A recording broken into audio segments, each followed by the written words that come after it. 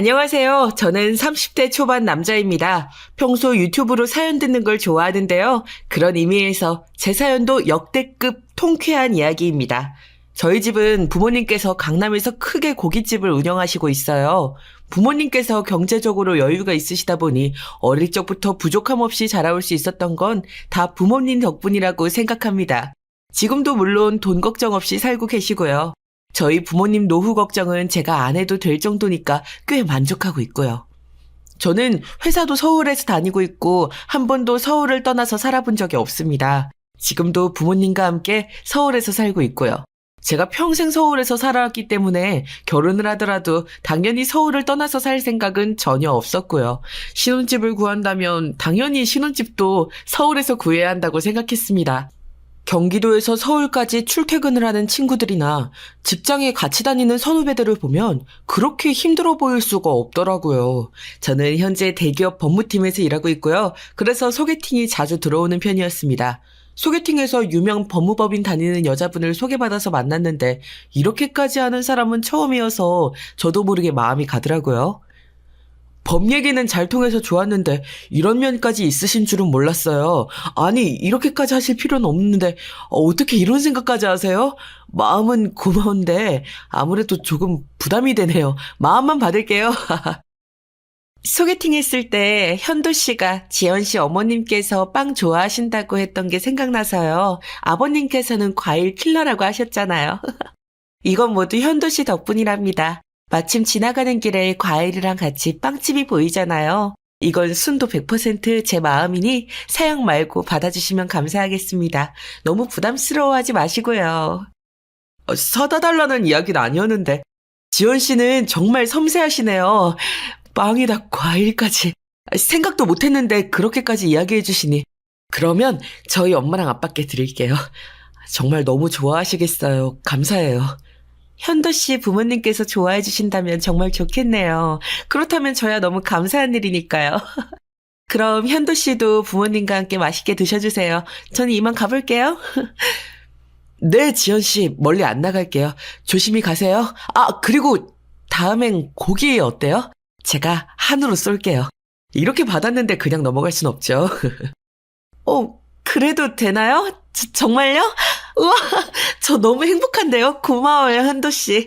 그럼 이번 주 주말에 혹시 뭐 하세요? 시간 괜찮으시면 만날까요? 이번 주 주말, 잠시만요.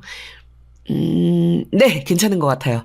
이번 주 주말에 만나요. 사실 여기가 저희 부모님이 운영하시는 고깃집이거든요. 저희 집도 이 근처여서 주말에 여기에서 만나면 좋을 것 같아요. 소개팅 참 많이 해봤지만 만난 지 얼마나 되었다고 소개팅 상대 부모님한테 찾아가서 빵이랑 과일까지 선물하는 사람이라뇨. 여자분이 이렇게 적극적인 건 처음이라 더 마음이 갔던 것 같습니다. 게다가 센스 있고 마음이 참 예쁘잖아요. 제가 소개팅할 때 눈치 없이 부모님 얘기를 많이 했는데 그걸 기억했다가 바로 선물하는 섬세하고 센스 있는 사람이었습니다. 이런 여자를 놓치기는 아깝다는 생각이 들 수밖에 없었고요. 그런데 거기에 너무 빠져있던 터라 결혼한 선배들 말로는 너무 지극한 효녀랑은 만나면 골치가 아파진다고 했었는데 그걸 간과했지만 지금의 여자친구를 선택한 건 잘한 선택이라고 생각했습니다. 그 당시에는요. 조금 더 솔직하게 풀어놓자면 제가 20대 후반부터 지금까지 소개팅 상대를 자꾸 만나다 보니 그 사람이 그 사람 같고 진국같이 느껴진 지금의 여자친구가 생각해보면 인물도 나쁘지 않고 대학, 직장 등 스펙이 나쁘지 않았거든요. 그런 그녀를 놓치자니 다른 남자들이 채갈 것 같고 그래서 이 정도면 괜찮겠다 싶어서 여자친구와의 결혼을 결심했습니다. 사실은 30대가 되니 점점 괜찮은 소개팅녀들이 줄어들더라고요. 그게 저의 불안감을 더 키운 것이기도 했지만요. 그래도 이것만은 확실하다고 자부했었습니다. 부모님께 유독 효도하는 여자친구인지라 자기 부모님에게도 잘하면 당연히 저희 부모님한테도 잘하겠지. 그런 마음이 있었어요. 그렇게 여자친구와 연애를 하고 얼마 지나지 않아 프로포즈를 했습니다. 그리고 우리는 결혼을 약속하게 되었죠. 드디어 상견례를 하게 된 날이었습니다. 여자친구 부모님께서도 같은 서울에 살지만 차로도 꽤 거리가 있었습니다. 강북구랑 강서구였으니까요. 저녁이라 퇴근 시간과 맞물려 도로 상황도 안 좋았고요. 한참씩 걸리기에 저도 여자친구도 일찍 퇴근해서 미리 상견례 자리에 와 있었습니다. 예비 시부모님도 미리 와주셨더라고요. 그래서 예비 시부모님과 먼저 결혼에 대한 이야기를 나누고 있었습니다. 그래요. 현도 씨, 우리 지연이한테 얘기 많이 들었어요. 부모님이 강남에서 고깃집 크게 하신다고. 규모가 얼마나 되나? 내가 우리 지연이한테 더 물어보려다가 아무래도 직접 듣는 게 확실할 것 같아서. 괜찮죠? 네, 그럼요, 장모님. 저희 부모님 오시기 전에 제가 먼저 설명드리는 게 더 좋을 것 같네요. 미리 말씀 주셔서 감사해요. 저희 집은 이미 지연이에 대해서 다 알고 계셔가지고 더 궁금해하거나 그럴 건 없습니다. 궁금하신 거 지금 다 물어봐 주세요. 자네 아주 화통하고 좋구만. 그래, 남자는 그런 맛이 있어야 하는 거야. 그렇고 말고. 사실 자네가 대기업에서 법무팀 근무하다고 들어서 더 좋게 봤네. 우리 지연이도 유명 법무법인에서 일하고 있으니까 말이야. 우리 집도 부동산을 하니까 자네가 법무팀 근무한 걸 가지고 우리를 더 돕기 쉬울 것 같기도 하고. 그렇지? 네네, 그럼요. 두 분이서 부동산 운영하고 계신다고 지연이한테 많이 들었습니다. 물론 지연이만큼 제가 잘 알진 못하지만 제가 아는 선에서 최대한 도움드려서 장모님, 장인어른께 도움이 되는 사위가 되도록 하겠습니다. 그런데 약속 시간이 거의 다 되었는데 저희 부모님께 한번 연락 좀 더 하고 와도 될까요? 그러게. 오빠 얼른 연락드려봐. 우리 엄마랑 아빠 이야기하다 보니까 시간 금방 갔지. 어머님이랑 아버님 무슨 일 있으신가? 약속 늦지 않는 분들이시잖아. 연락드리고 와줘. 내가 엄마 아빠랑 같이 이야기 좀 하고 있을게. 고마워, 지연아. 그럼 이야기 나누고 계세요? 장모님, 장인어른, 금방 다녀오겠습니다. 식사도 미리 세팅 시작해달라고 할게. 곧 오실 테니까. 저는 평소보다 늦으시는 부모님께 연락을 하러 자리를 떠나 있었고, 저희 여자친구와 예비 장모님, 예비 장인어른 셋이서 상결례 식당에 있는 상황이었습니다. 그런데 저희 부모님께서 버스를 타고 오시는 겁니다. 저는 너무 깜짝 놀라서 부모님을 모시러 나갔고, 제가 달려나가 부모님을 버스에서 모시고 오는 모습을 식당 안에서 여자친구와 예비 장모님, 예비 장인어른께서 통유리창으로 다 보고 있었더라고요. 저는 그것도 모르고 부모님을 모시고 상결례 식당으로 들어갔습니다. 무슨 일이냐고 물으니 요 앞에서 사고가 났는데 차가 안 움직이고 그래서 기사님한테 타고 온 차를 맡기고 먼저 오신 거라고 하더라고요. 그런데 아무리 코를 불러도 택시도 안 잡히고 한정거장이라 마침 버스가 오길래 두 분이서 아주 오랜만에 버스를 타고 왔다고 하시더라고요. 퇴근 시간이라 정말 사람이 많았다고 하시면서요. 우리 차가 사고 난 건 아닌데 그래서 우리가 다친 건 아니다. 걱정 말고 예비 사돈분들이 기다리고 계실 테니까 얼른 들어가자. 들어가서 상황 설명하면 되잖니. 안 그래? 간만에 버스를 타니까 참 힘들긴 하더구나. 퇴근 시간이라 그런 건가 사람들이 미어 터지더라고. 맞아, 현도야. 아주 말도 마라. 징한 거. 그래도 한정거장이라 다행이었지. 하필 우리 앞에서 사고가 나서 그래도 임기사한테 차 맡겨놨으니까 이따 우리 갈 때는 임기사 차 타고 갈 수 있을 거다. 하필 택시도 안 잡혀서. 그래도 5분밖에 안 늦었잖니. 그러니까 얼른 들어가자. 엄마 아빠가 안 다쳤으면 됐어요. 정말 다행이네요. 저는 정말 사고라도 난 줄 알고. 그래도 마침 버스가 와서 크게 고생 안 하고 오실 수 있었네요. 얼른 들어가요. 오시느라 고생하셨어요. 지연이 부모님께서는 먼저 와서 기다리고 계세요. 부모님께서 상결례에 버스 타고 오신 걸 본 여자친구의 부모님은 저희 부모님을 보자 삿대질을 하시면서 이렇게 이야기하시더라고요. 원래부터 저와의 결혼을 승낙할 생각이 별로 없으셨다는 이야기와 함께요. 제 여자친구가 저를 너무 좋아해서 어쩔 수 없이 끌려 나왔다는 이야기도 하시더라고요. 버스를 타고 와? 차도 없는 거지 집안에 우리 딸 못 보내. 현두씨, 이건 아니지. 그래서 내가 묻는 말에 대답을 안 하고 나간 건가? 자네 부모님께서 강남에서 크게 고깃집 한다는 것도 사실이 아니지? 아니면 가게가 망해가고 있는 건가? 어떻게 이런 집안에서 감히 우리 딸을 넘봐? 이봐요. 우리 딸은 유명 법무법인에서 일하는 인재라고요. 그래서 내가 확실하게 자산은 얼마나 있는지 알아보고 오제니까. 더 볼 것도 없다. 지연이 네가 하도 죽고 못 사네 해서 어쩔 수 없이 끌려 나왔는데 애초에 이 결혼 반대였다 반대. 지연이 너도 따라 나와. 우린 먼저 갈 테니까. 엄마, 아빠 왜 그래요? 진정 좀 하세요. 버스를 타고 오신 건 무슨 사정이 있으실 거예요. 저 현도 씨랑 결혼하고 싶다고요. 엄마, 아빠. 현도씨 미안해. 내가 연락할게. 지금은 엄마랑 아빠 따라 나가야겠어. 정말 죄송합니다. 어머님, 아버님. 저는 알아요. 어머님, 아버님이 재력가이신걸요. 제가 엄마, 아빠한테 잘 말씀드릴게요. 저러고 그냥 자리를 박차고 나간다고? 이런 기본적인 예의도 없는 양반들이구나. 지연이만 보고 우리가 저 집안을 좋게 볼 뻔했는데 하마터면 큰일 날 뻔했다. 현도야, 이 결혼 다시 생각해라. 그래, 현도야. 아무래도 저렇게 교양 떨어지고 경우 없는 집안과 사돈을 맺는 건 무리가 아니겠니? 임기사 연락해라. 에이, 괜히 헛걸음만 했구만. 우린 이 옆에 횟집에서 가서 식사나 하고 가자고. 저도 너무 충격이어서요. 엄마, 아빠 두 분이서 식사하세요. 임기사 연락할게요. 아마 지금쯤이면 빠져나왔을 거니까요. 저도 여자친구한텐 좋은 감정이지만 이렇게 여자친구 부모님이 저희 결혼을 반대하고 계신 줄은 몰랐거든요. 그도 그럴 게 제가 딱 우리 집 강남고깃집만 오픈했거든요. 다른 재산은 말도 안 꺼냈어요. 괜히 여자친구가 부담스러워할까 봐요. 여자친구네는 평범하거든요. 여자친구가 똑똑한 거 말곤 부모님께서 서울에 작은 부동산 하나 운영하시는 게 다예요. 겨우 그런 집안에서 우리를 이렇게 하대하고 삿대질까지 했다는 거야? 말도 많아. 정말 수준 떨어져서 참. 우리야 뭐 가진 게 많으니까 네가 좋다는 여자친구 집안이 찢어지게 가난해도 빚만 없으면 상관없었다만 우리가 기준을 안 세워서 이런가 싶네. 네 여자친구야 뭐 잘못 없다고 해도 이렇게 경우 없는 부모 밑에서 뭘 보고 자랐겠니? 게다가 엄청난 효녀라고 하지 않았니? 아들, 그런 집안에 효도하는 딸이면 말 다 했다. 이참에 깔끔하게 정리해라. 그리고 우리 집안은 그럴 집안이 아니라는 거 톡톡히 보여주고. 이래서 수준이 맞는 집끼리 결혼을 해야 된다니까. 수준 떨어지게 소개팅 같은 거 보지 말고 선을 봐라. 내가 이야기 해놓으마. 알겠어요, 엄마, 아빠. 임 기사님 도착했다니까 얼른 옆에 횟집 가서 맛있게 저녁 드시고 오세요. 제가 다음날 제대로 정리할게요. 오늘 고생 많으셨어요. 선도 볼게요. 지금 여자친구랑은 정말 끝내야 될 것 같으니까요. 당연하지. 그걸 말이라고 하니? 너는 좀 있는 티 좀 내고 다니라니까. 왜 그렇게 수수하게 하고 다녀선 이런 쓸데없는 오해를 받게 하니? 앞으로는 급이 맞게 하고 다녀라. 이따 집에서 보자. 임 기사님을 불러서 부모님을 횟집으로 보내고 저는 일단 여자친구와 어떻게 할지 생각을 정리하기 시작했습니다.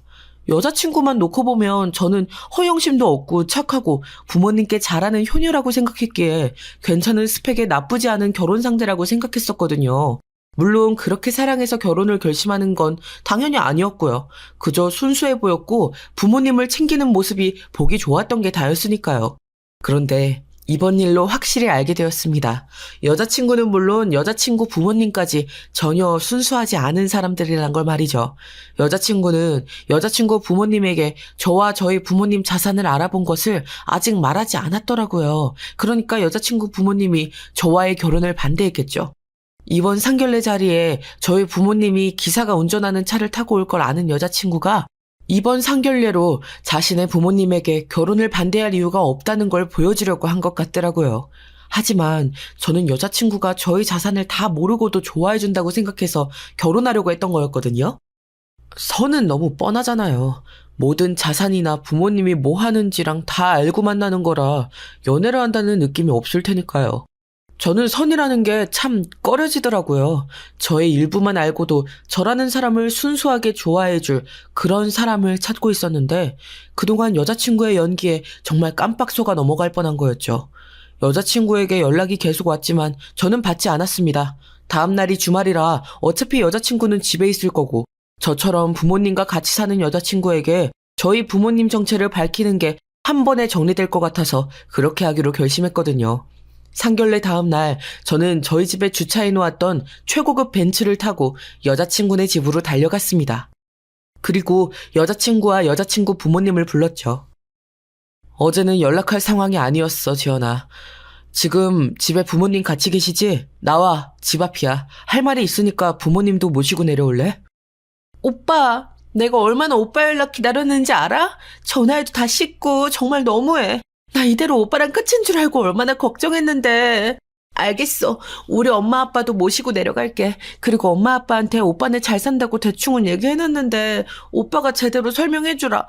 엄마 아빠가 어제 어머님 아버님께서 초라하게 버스 타고 상견례 자리에 오셨다고 다 사기 아니냐고 막 그러신다? 나 정말 힘들었어. 어제 상견례 자리에서 보신 거구나. 우리 엄마랑 아빠가 버스에서 내리시는 거. 그거야. 나오면 내가 다 말씀드릴 테니까 부모님 꼭 모시고 내려와. 알겠지? 기다릴게. 응, 오빠가 다 설명해 줄 줄 알았다니까. 역시 오빠 최고야. 금방 부모님 모시고 내려갈게. 조금만 기다려줘. 그리고 시원하게 그냥 오빠네 자산 다 말해줘. 나도 다는 모르니까 말이야. 곧 만나. 여자친구는 제가 해명을 하러 왔다 생각했는지 아주 신이 나서 부모님을 모시고 내려오겠다고 하더라고요. 저는 제가 몰고 온 최고급 벤츠를 보기만 해도 여자친구 부모님께서 심하게 놀라실 것 같긴 했지만요.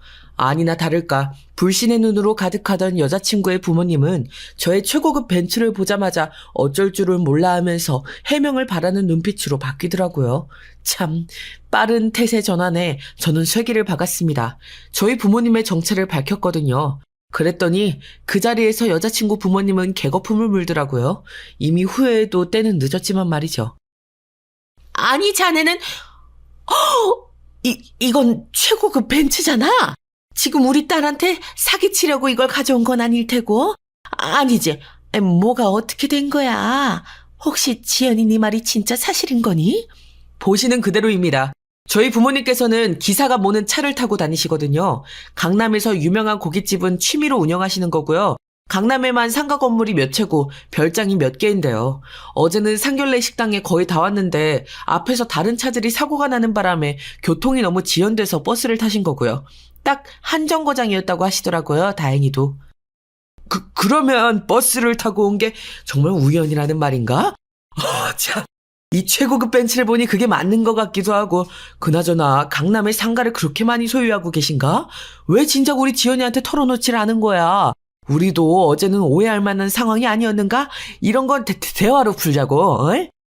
내가 뭘 했어요, 엄마 아빠. 그러니까 현도 오빠 부자라고 했잖아요. 나는 별장까지 있는지 몰랐네, 오빠. 강남에 사실 상가 건물 하나만 있어도 엄청 부자잖아. 그런데 한 채가 아니라 몇 채나 있다고? 오빠, 나 더 반했어, 오빠한테. 그런데 왜 나한테 지금까지 말 안 한 거야? 네가 이런 속물일까봐. 그리고 너희 부모님이 이렇게 경우 없는 사람들일까봐. 일종의 거름망 같은 거라고 할까? 이 거름망에 너랑 너희 부모님이 딱 걸려버렸네. 우리 결혼은 없던 일이 될 거야. 그동안 내 앞에서 연기하느라 고생했다. 뭐라고? 그럼 정말 어제 그 버스에서 내린 게 정말 차 사고 때문에 우연히 타고 온 거란 말이야? 말도 안 돼. 우리가 잘못했어. 우리 딸은 아무 잘못이 없잖아. 제발 너 그렇게. 아니요. 지연이는 철저하게 저를 조사하고도 모른 척, 순진한 척 연기를 해왔습니다. 어제 장모님 장인어른께서 저희 부모님께 삿대질을 하며 자리를 박차고 나가실 때 지연이가 따라 나가면서 그랬습니다. 저희 집 자산을 알고 있다고요. 저는 말한 적이 단 한 번도 없거든요. 그래서 지연이도 자격 미달입니다. 끝이라고요. 일부러 속인 오빠가 나쁜 거지. 나한테 왜 이러는 거야? 내가 뭘 잘못했어? 그러면 오빠가 말 안 해주는데 내가 알아도 모른 척 있어야지. 그럼 아는 척 해야 해?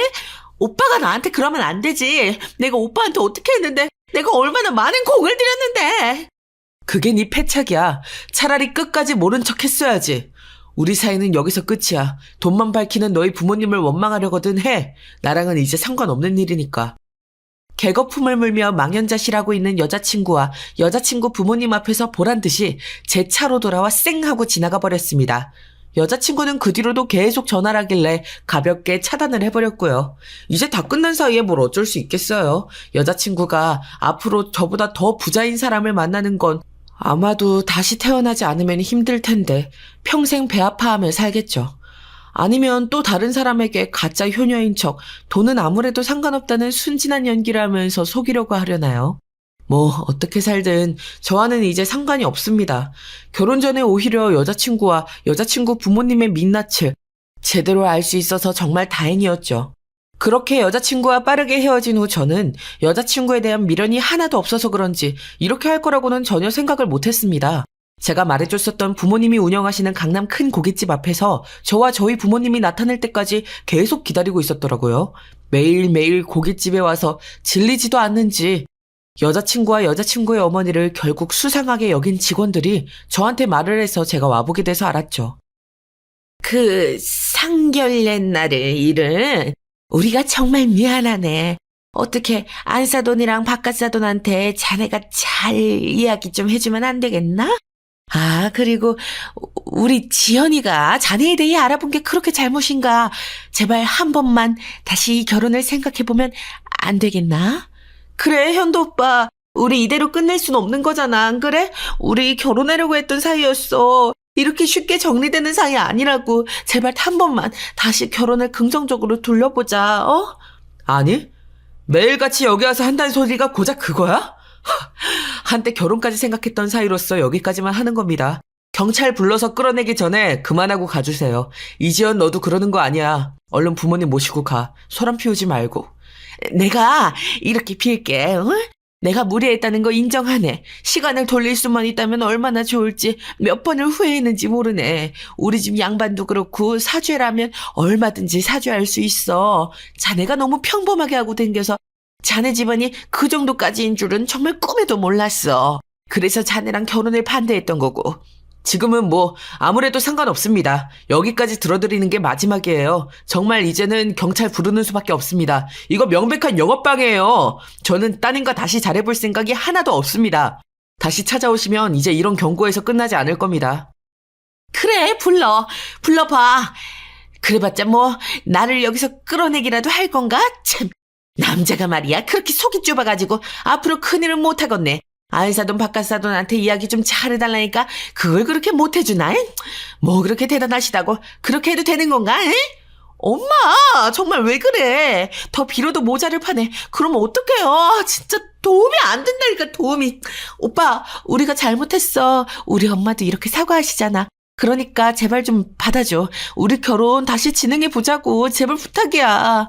결국 영업방해로 신고를 하고 경찰들이 가게로 쫓아오자 그제서야 일어나더라고요. 그전까지는 계속 못 간다고 결혼을 다시 생각해달라고 막무가내로 조르는 게 모녀가 아주 판박이더군요. 그런 모습들을 보니까 더더욱 정말 여자친구였던 지연이와 헤어질 수 있어서 다행이라는 생각이 들었습니다. 그렇게 결혼을 위해 준비하던 모든 과정을 멈췄습니다. 위약금 같은 것들은 문제가 되지 않으니까요. 정말 경찰까지 부르는 모습을 본 여자친구와 여자친구 어머니는 다시 찾아오진 않았습니다. 다행이었죠. 참 피곤한 일이었습니다. 그리고 신기했어요. 이렇게까지 바닥을 보여줄 수도 있구나 하고 말이죠. 저는 결국 부모님의 조언대로 선을 보기 시작했는데요. 어떻게 이럴 수가 있을까요? 선 본 지 딱 3번 만에 운명의 그녀를 만났거든요. 지금의 여자친구는 페이닥터로 일하고 있는 사람이었어요. 집안도 당연히 전 여자친구와는 비교도 안 될 정도로 뛰어난 교수 집안이더라고요. 자산 규모는 저희 집안과 어차피 비슷하기가 쉽지가 않아서 제가 선으로 만나는 사람들은 대부분 전문직이었거든요. 그중 제일 예쁘고 말도 잘 통하는 지금의 여자친구를 선 3번째에 만나게 돼서 다른 사람들은 보지도 않고 바로 연애를 시작했습니다. 아예 자산이랑 모든 정보가 오픈되어 있다 보니 그런 거에 대해서 묻고 답할 것도 없고 편했습니다. 무엇보다도 그런 것에 대한 거부감도 없는 게 좋았고요. 여자친구와 결혼하면 저희 부모님 상가 중 제일 좋은 목에 병원을 차려주려고 준비하고 있습니다. 이렇게 일사천리로 흘러가면 운명이 아닐까요? 심지어 저와 취향도 비슷하고 취미도 비슷합니다. 대화가 잘 통하는 건 말해 뭐 하겠어요. 주희야, 나는 주희 너랑 만나서 너무 좋아. 취미도 비슷하고 취향도 비슷하고. 난 법을 전공했고 넌 의사고. 정말 완벽하지 않아? 아, 이래도 되는 건가? 선이라는 거 부정적으로만 봤었는데 선을 통해서 너같이 좋은 사람을 만날 수도 있다는 게 참 놀라워. 나도 그래, 오빠. 오빠네 집안도 다 알고 만나니까 믿을만하고 나도 전적으로 오빠를 신뢰하고 만날 수가 있게 돼서 참 좋더라고. 선보기에 이른 나이지만 하도 엄마가 한 번만 눈 딱 감고 만나보라 해서 나온 건데 어떻게 이러지? 이런 걸 바로 운명이라고 하는 게 아닐까? 내가 장모님께 아주 감사드려야겠네. 나도 선보길 정말 잘한 것 같거든. 너 만나고 다른 사람들은 하나도 안 궁금해지더라고. 날 만나줘서 너무 고마워, 주희야. 별 말씀을. 난 오히려 오빠가 편하고 좋아. 이렇게도 인연이 생기는구나 싶고 물론 우리의 속도보다 우리 부모님들의 속도가 훨씬 빠른 것 같긴 하지만 말이야. 아, 주희, 너 지금 일하고 있는 병원에서 나오면 우리 집에서 관리하고 있는 건물에 병원 자리 주신다고 한 것 때문에 그러는구나.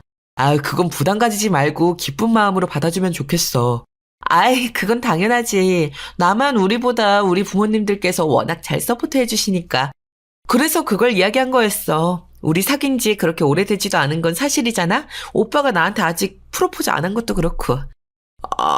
안 그래도 준비하고 있는데 타이밍 좋게 딱 걸렸네. 하여간 이렇게 사랑스럽단 말이야. 그건 걱정 마세요, 공주님. 당연히 생각하고 있지.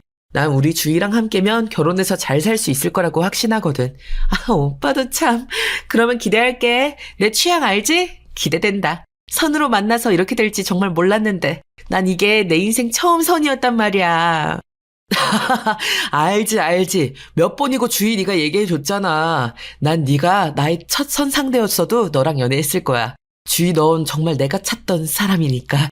괜히 어줍잖게 돈을 보지 않는 조건을 덜 보는 순수하고 효심이 있는 사람을 적당히 맞춰서 만나려다가 한번 호되게 당한 뒤로 선을 보길 정말 잘했다고 생각하는 요즘입니다. 부모님들이 하지 말라고 하는 데는 정말 다 이유가 있는 것 같습니다. 특별한 이유가 있는 게 아니라면, 정말 이 사람이 아니면 안 되겠다 하는 게 아니라면 웬만하면 부모님 말씀을 따르고 또 조건이 어느 정도 맞는 사람과 결혼하는 편이 맞는 것 같더라고요. 그걸 피해가는 게 저만의 방식이라고 생각했었는데 큰 오산이었다는 걸 깨달았거든요. 자연스럽게 만나서 결혼하는 삶, 그것도 힘든 일이니까요. 소개팅도 힘들었는걸요. 차라리 이렇게 다 공개하고 만나는 게 요즘 같은 사회에는 더 맞는 게 아닐까요? 여러분들은 어떤 생각을 가지고 계신가요? 저는 저의 이야기를 토대로 조건에 맞춰서 결혼하는 것에 대해 고민 중인 분들에게 감히 조언을 드리려고 합니다. 결혼은 인생에서 가장 중요하고 영구적인 선택 중 하나입니다. 그러므로 조건에 맞춰 결혼하는 것에 대해 신중하게 생각해야 합니다. 저와 같은 고민을 하는 분들도 분명히 많을 거라고 생각하기에 이런 사연을 남기게 된 것이기도 하거든요. 그래서 고민 중인 분들을 위한 몇 가지 조언을 남겨보겠습니다. 우선은 가치와 우선순위를 한번 생각해 봐야 한다는 겁니다. 조건에 맞춰 결혼하는 것이 맞는 선택인지 판단하기 위해선 저처럼 무엇이 가장 중요한 가치인지 그 속에서 한번 우선순위를 따져보는 것이 필요하다고 생각합니다. 조건에 맞춰 결혼한다면 현재의 욕구와 희망들을 충족시킬 수 있을지 고민해보세요. 저의 경우에는 그저 순수하게 저의 많은 조건들을 모른 상태에서도 저를 있는 그대로 좋아해줄 상대가 필요했던 것 같습니다. 그리고 기왕이면 효녀이길 바랐던 것도 있었죠. 물론 그게 중요하지 않다는 건 한바탕 쓰라린 경험을 하고 나서야 알게 되긴 했지만요. 그리고 무엇보다 중요한 건 저와 조건이 맞는 상대에 대한 상호 존중과 이해가 필요하다는 것이었습니다. 결혼은 두 사람 사이의 동반자 관계입니다. 따라서 상호 존중과 이해가 필요합니다. 조건에 맞춰 결혼을 고려할 때는 상대방의 가치, 꿈, 목표, 성격 등을 이해하고 존중할 수 있을지 생각해보는 것이 반드시 필요하더라고요. 저의 경우 선을 보면서 앞선 두 사람은 이런 점들에서 맞지 않더라고요. 그래서 과감히 다른 사람을 만나보는 선택을 할 수 있었고 지금 여자친구인 주희를 만날 수 있었던 거죠. 주희랑은 가치관, 목표, 성격, 취미, 취향 이런 것들이 정말 잘 맞았거든요. 이렇게 상호 존중과 이해를 해주는 것들이 부족하다면 결혼 생활에서 충돌과 불만이 생길 수 있으니까요. 정말 중요한 부분이더라고요. 그리고 또 중요하다고 느낀 것은 바로 긍정적인 예측입니다. 조건에 맞춰 결혼하는 것이 미래의 행복을 가져다 줄 것인지 정말 고민을 많이 했었고 그래서 오히려 피해서 살아왔었습니다. 저는 그러다 보니까 항상 맞선에 대해 부정적으로 예측해온 것이죠.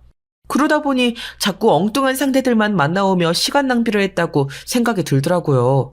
조건에 맞춰서 결혼하는 게 나쁜 게 아니잖아요? 그러니까 그걸 통해서 만나는 상대방과 긍정적인 관계로 이어질 수도 있다고, 긍정적인 만남이 될 수도 있다고, 긍정적인 방향으로 예측하는 게 중요하더라고요. 맞선을 보기 전에 조건으로 걸러진 상대방과 만났을 때의 관계가 서로에게 긍정적인 영향을 미칠 것인지 생각해 보세요. 긍정적인 예측이 가능하다면 조건에 맞춰 결혼하는 것이 나쁘게만 느껴지진 않을 테니까요. 이런 점이 참 중요하더라고요. 요즘 많이들 마인드 컨트롤이라고 하잖아요. 저도 그 마인드 컨트롤을 통해서 이렇게 주위를 만나서 좋은 관계로 금방 발전할 수 있었던 거거든요. 또한 무례하지 않는 선에서의 솔직한 대화가 필요하더라고요. 조건에 맞춰 결혼을 고려한다면 상대방과 솔직한 대화를 나누는 것이 무엇보다 중요합니다. 서로의 기대와 욕구를 솔직하게 표현하고 이를 이해하고 수용할 수 있는지 확인해보는 과정이 필요했어요. 물론 조건에 맞춰서 나와서 이미 서로에 대해서 다 알고 나오는 거지만 그렇기 때문에 더 진솔한 대화가 가능한 것이거든요. 숨기거나 속일 필요가 없는 그런 솔직한 대화를 통해 서로의 가치와 목표를 공유하고 미래를 함께 계획할 수 있는지 알아보세요. 저는 그런 점이 지금 여자친구인 주희랑 정말 잘 맞았거든요.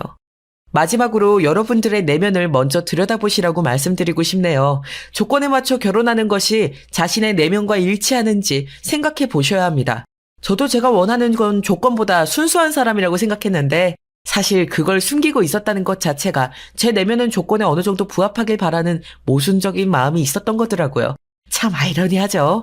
그럴수록 자신의 가치와 욕구, 성격적인 특성과 장단점을 고려하여 결정해야 하더라고요. 조건에 맞춰 결혼하는 것이 자신을 행복하게 만들고 성장할 수 있는지 진지하게 고민하지 않고 무조건 부정적으로만 생각해왔던 게 저의 큰 실수였던 것 같습니다. 그래서 지연이 같은 여자친구를 만나게 되고 결혼을 할 뻔한 아찔한 일도 겪은 것이겠죠.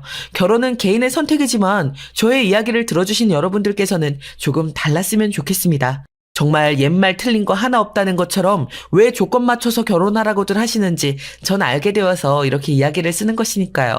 제가 들려드린 조언들을 고려해보시고 자신의 마음과 상황을 잘 살펴보시고 올바른 선택을 하셨으면 좋겠습니다. 진정으로 행복하고 영원한 결혼을 찾기 위해 노력하시고 자신의 결정에 자신감을 가지고 행복하게 사셨으면 좋겠어요. 저는 지금 여자친구 주희를 만나 정말로 이런 안정감을 느낄 수 있는 게 바로 행복이구나 느꼈거든요. 제가 지금 여자친구 주희랑 결혼 준비하고 있는 건 또 어떻게 알았는지 잠잠하던 전 여자친구 지연이가 저희 회사 앞으로 찾아와 있더라고요. 참 끈질기다는 생각을 하면서 무시하고 지나가려는데 절 발견하고는 미친 사람처럼 달겨와서 탁 하고 붙잡는 게 아니겠어요? 저는 이거 놓으라고 추하게 뭐 하는 짓이냐고 다그쳤지만 전 여자친구는 이미 맛이 간 상태였더라고요. 회사 앞까지 찾아와서 이게 무슨 추잡한 짓이야. 우린 몇 개월 전에 진작 끝난 사이인 거 잊었어? 전에는 우리 소고기 가게에 와서 일주일을 기다리다가 행패를 부리더니 영업방해로 그냥 쳐넣었어야 이런 꼴을 내가 안 봤으려나? 정말 왜 그래? 오빠, 나 지연이야. 오빠가 결혼하려고 했던 지연이라고. 오빠 지금 의사 여자친구 만나고 다니더라? 결혼한다며? 오빠 부모님 건물에 좋은 자리 병원도 알아봐주고 계시다며? 왜 나는 안 되는 건데. 이렇게 조건 따지는 사람이었으면 날 애초에 만나지도 말았어야지. 나보고 어떡하라고. 너 참 뻔뻔하고 무서운 애구나. 뭐야, 도대체 그런 건 어떻게 하는 거야? 혹시 정말 미친 거야? 이제 그만 좀 하자. 난 절대 너한테 돌아가지 않아. 너보다 좋은 조건 어차피 널리고 널렸어. 그 당시에 난 조건보다 순수한 사람과 만나고 싶었고 그래서 눈을 낮춰 널 선택했었을 뿐이야. 그 이상도 이하도 아니라고, 알아? 그러면 안 되는 거잖아. 날 농락한 거잖아, 아니야? 그럼 이제 와서 조건은 왜 또 보는 건데? 오빠가 도대체 뭐가 부족해서? 나 정도면 정말 순수하지 않아? 나 같은 애가 또 어디 있다고 이러는 건데? 나 오빠 만나려고 회사도 안 나가고 있다고 알아? 정말 헛짓거리도 정성스럽게 하는구나. 네가 회사 그만둔 걸 왜 내 탓을 해? 나랑 아무 관련 없어. 조건? 그런 조건 없어도 넌 끝이야. 자격 미달이라고 분명히 말했을 텐데. 내가 지금 와서 조건을 보든 말든 그것도 역시 너랑은 아무 상관도 없는 일이야. 다시 한 번만 더 나타나면 정말 감방에 넣어버릴 거니까 그만 나타나. 정말 너한테 바닥을 보고 있는 기분이니까 말이야. 내가 다 잘못했다고! 모른 척 순진한 척하고 있던 거 다 미안하다고. 그래서 그게 그렇게 중요해? 오빠 나 안 사랑했어? 겨우 우리 부모님이 오빠네 부모님한테 오해해서 그렇게 말 한마디 잘못한 것 때문에 우리가 이렇게 헤어져야 돼?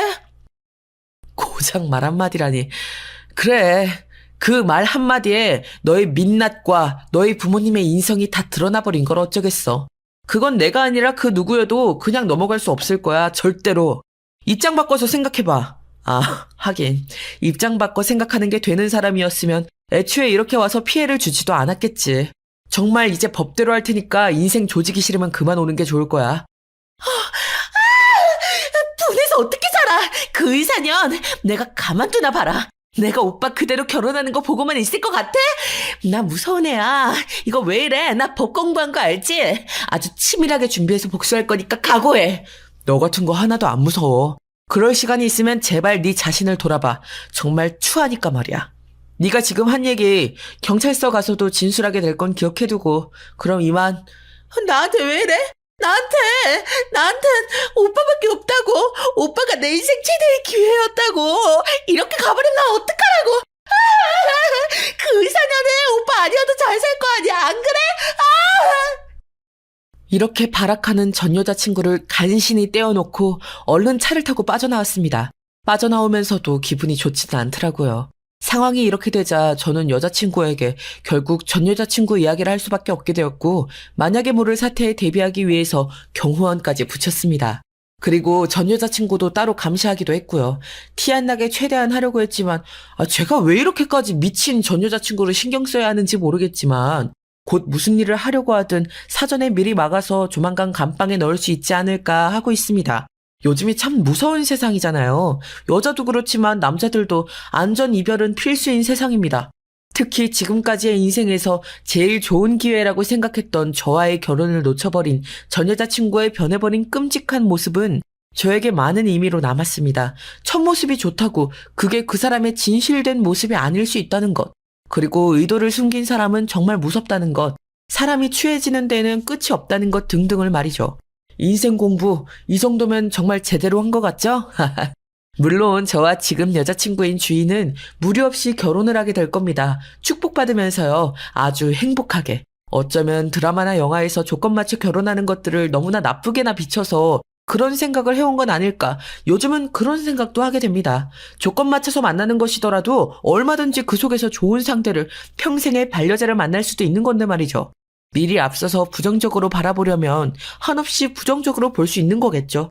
저는 그런 똑같은 실수를 안 할 수 있어서 다행인 것 같습니다. 전 여자친구인 지연이는 참 위험한 사람으로 변해버렸지만 그래도 본인 입으로 예고를 해주는 바람에 더 안전하게 저의 여자친구를 지킬 수 있게 되었으니까요. 아예 접근도 못할 테니 안심하면서 살려고요. 결혼까지 얼마 남지 않은 것도 있고요. 요즘은 여자친구 주희와의 결혼 준비로 정신없이 보내고 있습니다. 하나하나 저희가 원하는 것으로 고르는 과정이 참 재미있더라고요. 전 여자친구 지현이와 했다면 끔찍했을 그 과정을 이렇게 행복하게 할 수 있어서 정말 다행인 것 같습니다. 여기까지 저의 이야기를 들어주신 여러분들의 의견도 참 궁금해집니다. 조건에 맞춰서 결혼하는 게 정말 아직도 나쁘다고 생각하시나요? 드라마나 영화에서 나쁘게 비춰진 모습을 많이 봐서 저처럼 착각하신 건 아닐까요? 그리고 이런 생각도 듭니다. 세상에 정말로 순수한 만남이 존재할 수 있을까요? 외모도 조건이고 집안도 조건이고 자산도 조건이고 학력도 모두 조건이잖아요. 그런 것들이 없이 사람을 만나서 알아가고 사랑에 빠지고 결혼까지 생각하는 건 정말 어려운 일이니까요. 그래서 요즘 그렇게들 블라인드 얘기를 하는지도 모르겠습니다. 대기업에서 학력으로 보고 판가름해서 서류를 합격시키고 탈락시킨다는 의혹이 있어서 블라인드 채용으로 학력을 전부 가리고 공정하게 심사하는 그런 것들을 블라인드라고 하잖아요. 그런데 저는 볼 건 다 보는 것이 오히려 더 공정한 것이란 생각이 이제 들었습니다. 왜 노력해서 얻은 것들, 타고나서 누려온 것들을 숨겨야 할까요? 비슷한 사람들끼리, 더 잘하는 집단끼리, 더 많이 가진 사람들끼리, 더 유능한 사람들끼리 모이면 왜 안 되는 것이냐는 말이죠. 그래서 조건이라는 말을 나쁘게만 보지 않아야 한다고 생각합니다. 여러분들은 조건이라는 것에 대해 어떻게 생각하시나요? 꼭 결혼의 조건뿐 아니더라도 여러분들이 중요하다고 생각하시는 그 어떤 조건이라도 댓글로 남겨주세요. 남겨주시면 저도 그런 조건들에 대해서 또 고민해보고 답글 달도록 하겠습니다. 현명한 분들이 많으실 거라고 생각해요. 그래서 현명한 분들의 댓글을 보고 다양한 생각들을 읽어보고 싶습니다. 저와 여자친구 주희의 곧 있을 결혼식도 축하해 주시고요. 그러면 정말 감사하겠습니다. 그리고 혹시 여자친구의 몰랐던 민낯을 알게 돼서 결혼을 망설이는 분이 혹시 계시다면 정말 미련 없이 아니라고 생각한 건 끝까지 아닌 것이기 때문에 과감하게 결혼을 다시 생각해 보시라고 하고 싶습니다. 저도 이렇게까지 끔찍하게 변해버린 전 여자친구 지현이와 이별 후 정말 운명의 단짝 같은 현재 여자친구 주희를 만났잖아요. 여러분들께서도 분명 다른 인연이, 운명 같은 단짝이 있을 수도 있으니까요. 그러니 용기를 내셨으면 좋겠습니다. 사람 인연은 어디서 어떻게 시작될지 정말 모르는 것이니까요. 인생사 새옹지마라고 하잖아요. 여러분들께서도 부디 좋은 인연 만나시길 바라면서 이만 사연은 여기에서 마치도록 하겠습니다. 여러분들 지금까지 긴 제 이야기 끝까지 들어주셔서 너무 감사드립니다. 솔직하게 서로에게 공개하고 조건에 맞춰서 이야기를 나누는 건 나쁜 게 아니라는 거 다시 한번 말씀드리면서 이야기 마무리하겠습니다. 댓글 많이 남겨주세요. 감사합니다. 안녕하세요. 저는 30대 후반 여성입니다. 올해 봄에 저는 남편과 이혼을 하고 어린 딸 둘을 키우면서 혼자 살게 되었습니다. 그것이 얼마나 기막힌 사연이었는지 지금 생각해도 남편에게 너무 화가 납니다. 아직도 재산 문제로 법정 싸움을 하고 있는 저희 어처구니 없는 사연 들어보시겠어요? 저는 평범한 가정의 첫째 딸로 태어났습니다. 아버지 어머니는 작은 식당을 함께 운영하고 계셨는데 매일 아침 일찍 나가서 온종일 식당 일에 매달리다시피 하셨습니다. 어머니는 제가 태어났을 때는 잠시 식당 일을 그만두고 저만 돌보면서 집에서 사셨는데 그때가 어머니는 너무나도 좋으셨다고 합니다. 그러나 저와 3살 차이 나는 남동생이 태어나자 어머니는 애 둘을 다 데리고 집에서 육아와 살림만 하기는 벅차셨던 건지 친할머니에게 도움을 청했습니다. 그러다 얼마 안 지나서 식당이 장사가 잘 되어서 어머니는 아버지의 부탁으로 다시 식당 일을 하러 나가셨습니다. 그래서 저와 동생은 거의 친할머니의 손에서 자랐습니다. 친할머니는 충남 청양에서 고추 농사를 짓고 계셨던 제 할아버지와 주말 부부처럼 지내셨습니다. 월요일 아침에는 저희 집에 오셔서 저와 동생을 돌봐주시고 집안일도 해주시면서 지내다가 금요일 밤에 할아버지가 계신 집으로 가시는 생활을 하셨습니다. 나중에 얘기를 들어보니 할머니는 할아버지와 너무 오래 사셨고 농사 짓기도 너무 싫으셨다고 하시더라고요. 그래서 하루하루 지겨운 날을 보내시던 참에 제 동생이 태어나자 저희 아버지가 급하게 손주 봐주시기를 부탁했고 그 부탁이 싫지 않으셨다고 합니다. 그래서 저는 제 또래의 애들과 달리 입맛이 시골스럽다는 소리를 많이 들었습니다. 초등학교도 들어가기 전에 비빔밥도 각종 나물도 잘 먹었고 친구들이 좋아하는 떡볶이나 튀김, 햄버거 등의 분식이나 패스트푸드는 처음 먹어본 것이 중학교에 입학하고부터였습니다. 그만큼 할머니는 외식 같은 건 싫어하셔서 집밥만을 고집하셨습니다. 그렇게 저희에게 잘해주시던 친할머니는 제가 중3 올라갈 때 하늘나라로 떠나셨습니다. 돌아가시기 전까지 저희를 살뜰하게 돌봐주시고 할아버지와는 주말 부부처럼 지내셨습니다. 그 후부터 저는 어머니를 대신하여 학교 갔다 오면 동생과 같이 저녁을 차려 먹고 교대로 설거지를 하며 밤 늦게 돌아오시는 부모님을 기다리다 잠이 들었습니다. 할머니는 저와 제 동생의 모든 부분을 다 돌봐주셨지만 아쉽게도 공부는 시켜주지 못하셨습니다. 그렇기 때문에 저는 어릴 때부터 공부에 취미를 못 붙인 편이라서 고등학교를 졸업하고 성적에 맞춰서 전문대학 비서과에 입학하였습니다. 대학에 입학하자마자 만난 첫 번째 남자가 남편이었습니다. 남편은 23살의 복학생이었고 여중 여고를 나와서 한 번도 이성교제를 해보지 못했던 저는 대학에 와서 처음 저에게 말을 걸어준 남편에게 반하게 되었습니다. 어이, 거기 신입생 맞지? 나 너희 비서과 선배야. 내가 제대한 지 얼마 안 돼서 같이 밥 먹을 친구가 없어서 그런데 나랑 같이 학생 식당 갈래? 저요? 저 친구 기다리고 있는데요. 그리고 저 선배님 알아요. 그래? 그럼 네 친구도 같이 가지 뭐. 나도 같이 기다려줄게. 오늘 점심은 오빠가 쏠게. 난 23이야. 너는 20살 맞지? 내가 오빠니까 말 녹는다. 그럼 마음대로 하세요. 다른 강의실 뒷문에서 친구의 강의가 끝나기만을 기다리던 저에게 그 사람은 그렇게 말을 걸어왔고 저는 어쩔 수 없이 허락하는 척을 했습니다. 그에 대해 많은 관심을 섣불리 드러냈다가 반란 까진 여자라는 인상을 주고 싶진 않았거든요. 아, 교수님이 말이 엄청 길어져서 늦었네. 근데 이 남자 누구야? 난 이 신입생이 마음에 들어서 따라다니는 중인 복학생 오빠라고 할 수 있지. 네가 얘 친구라면서 같이 학생 식당 하자. 오빠가 밥 쏠 테니까. 와이 기집애. 조용하고 별로 눈에 안 띄어서 데리고 다니기 좋았는데 뒤로 호박씨 깐 거구나? 언제 이런 잘생긴 사람을 꼬셨대? 갑자기 친구가 제가 선배를 꼬신 게 아니냐면서 저를 곁눈으로 흘겨보는 게 아니겠습니까? 저는 얼굴이 새빨개져서는 손사래를 쳤습니다. 아니야, 나 이 사람 잘 몰라. 갑자기 친한 척한 것도 이쪽이고 난 별로 관심 없다고. 그래? 네가 관심 없으면 내가 이 선배랑 사귀어도 돼? 이 남자 내 스타일인데? 그러지 말고 같이 가서 밥이나 먹자. 다 같이 보면 좋잖아. 뭐 어때? 남편은 자연스럽게 제 어깨에 손을 올리면서 웃었습니다. 그 웃음을 보자 저와 제 친구는 남편에게 동시에 반해서 눈에 힘이 풀어졌습니다.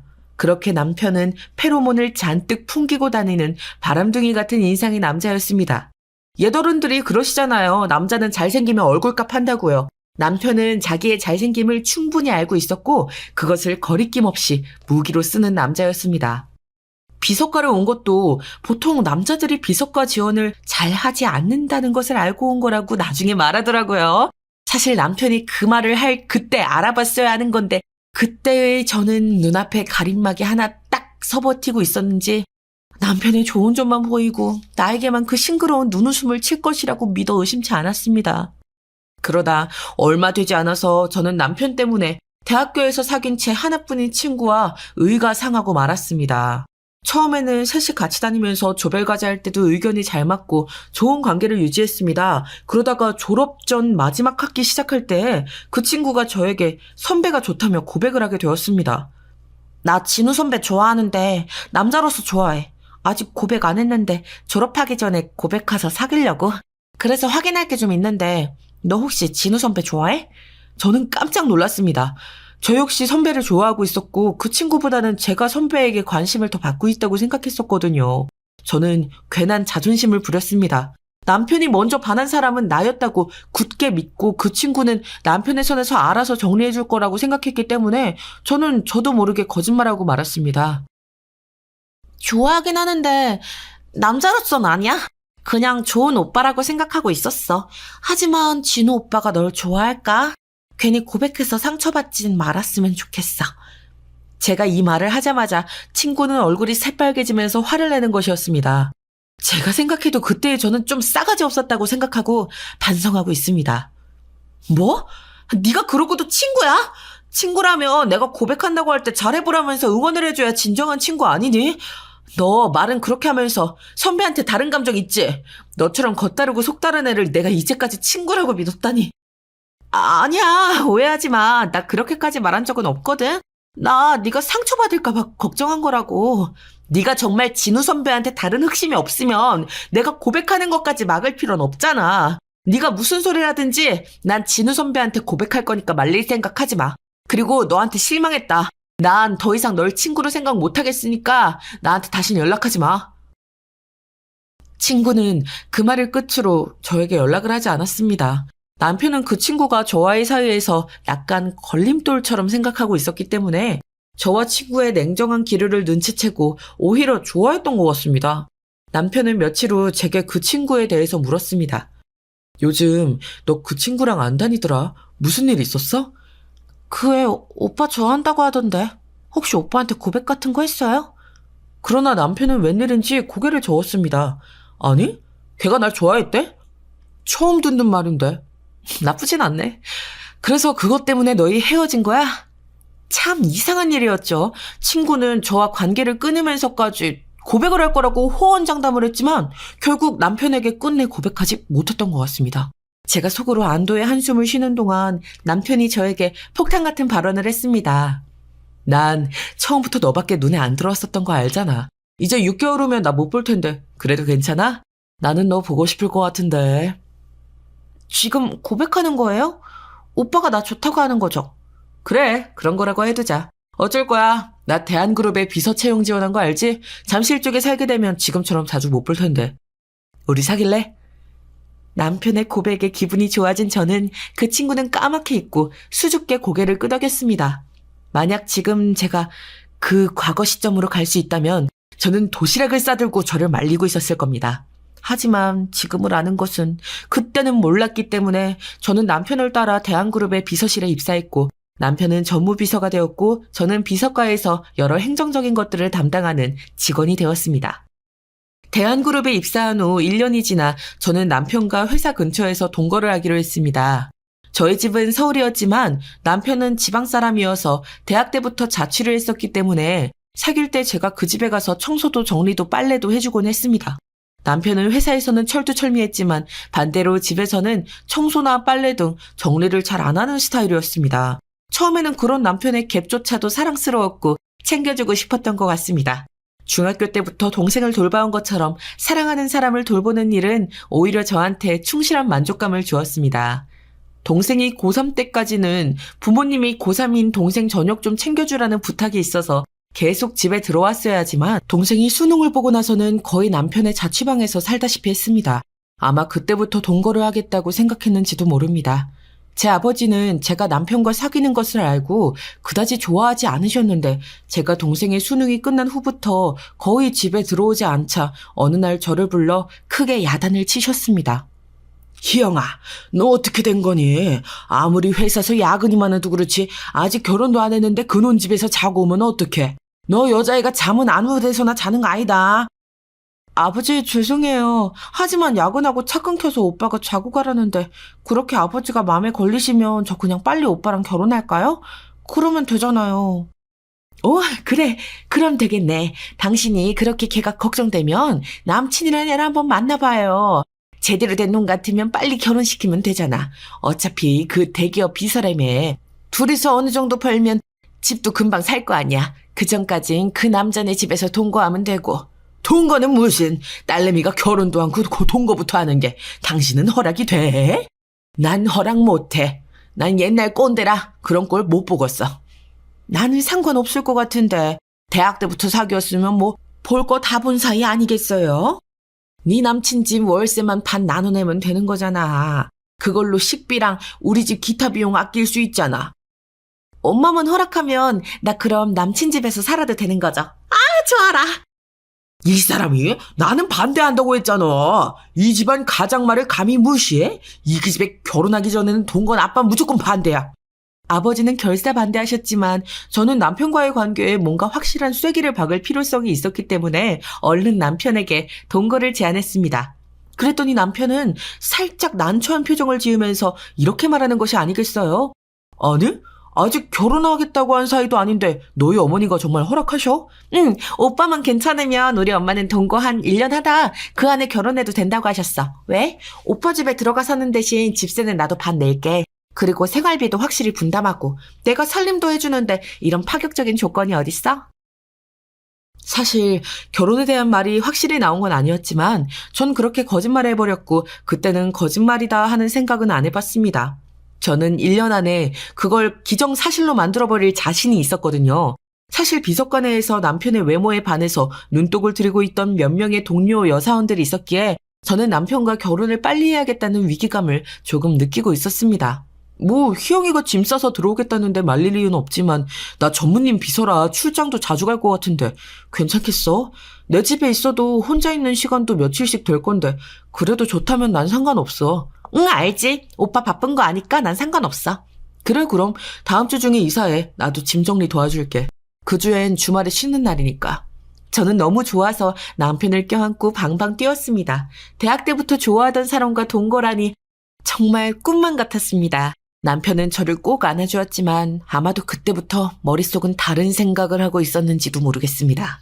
저와 남편의 결혼 전 동거 생활은 그 후 별탈 없이 흘러갔습니다. 서로 일이 많았고 바빴기 때문에 그다지 신경 쓸 틈이 없었는지도 모르겠습니다.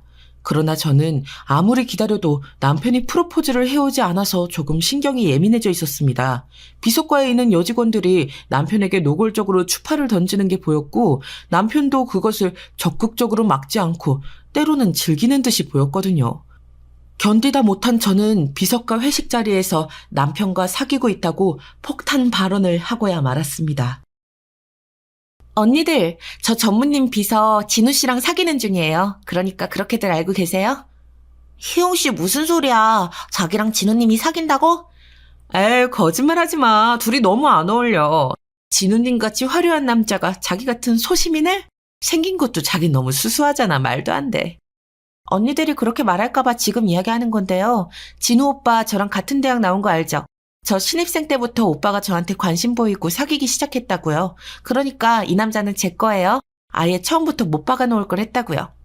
제가 비서과 모든 직원들이 모인 앞에서 그렇게 말하자 남편은 기분이 언짢아 보였지만 억지로 웃으면서 제 말에 수긍을 해줄 수밖에 없었습니다. 아, 예, 맞아요. 제가 희영이 따라다녔던 것 맞아요. 하지만 그때는 제가 제대한 지 얼마 안 돼서 친구가 없었거든요. 아시겠지만 비서과는 여자들의 거의 80%잖아요. 제일 먼저 희영이가 눈에 띈 것뿐이에요. 다른 이유는 별로 없어요. 희영이 순진하고 착하니까. 좋은 애니까요. 남편은 자존심 상하게도 제가 예쁘다거나 마음에 들었다는 소리는 쏙 빼고 말을 하는 것이 아니겠습니까? 그 말을 듣자마자 저는 옆에서 좀 어이가 없었습니다. 그러나 제 동료 여직원들은 손뼉을 치면서 남편의 말에 맞장구를 치는 것이었어요. 그럼 그렇지. 희영 씨가 처음 만난 여자였구나. 그래, 그럼 이해가 가지. 첫사랑도 아니고 그냥 처음 만난 여자였네. 어쨌든 우리는 2년이 넘게 사귀고 있는 사이고 결혼도 곧 할 거니까 그렇게들 알고 있으시라고요. 혹시라도 우리 진우 오빠한테 다른 마음 먹으면 안 된다고요, 언니들. 저는 이왕 이렇게 시원하게 까발린 것 술을 마시던 진우 오빠의 볼에다 뽀뽀를 하고 말았습니다. 비속과의 남자들은 휘파람을 불며 멋있다를 연발했지만 여직원들은 저를 실눈 뜨고 노려보는 것이었습니다. 비록 따가운 시선을 맞았지만 저는 당당하게 사내 연애를 기정사실화해서 그 후부터 남편에게 다른 여자들이 대놓고 꼬이지는 않게 만들어 놓았습니다. 남편과 저는 그렇게 남편의 자취방에서 동거한 지 1년 후에 정식 결혼식을 하였습니다. 그러나 남편의 본가는 남편에게 집을 사줄 만큼 큰 부자가 아니었습니다.